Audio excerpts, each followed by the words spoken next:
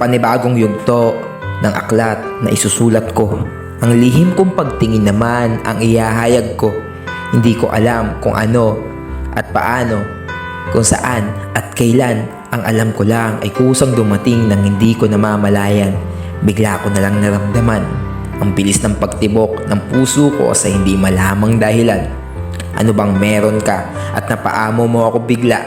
Para kang masarap na kape na iba ang timpla. Nakukuha at naantig mo ang puso ko sinta.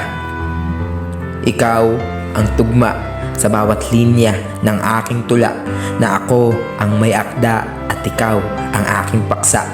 Sa araw-araw na lumilipas, ang iyong ganda ay hindi kumukupas, at sa bawat araw na kasama ka, ang aking nararamdaman ay sumasabog ng wagas.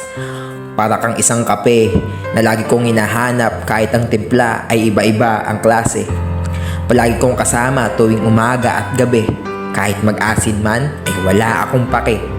Para tayong kape at tinapay, magkapares sa umaga at bagay na bagay, hindi mawawala sa almusal at merienda.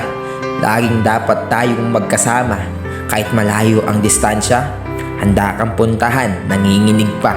Lapit lang yan, nakarating ka nga sa puso kong bigla kang nagparamdam sa hindi malaman na dahilan.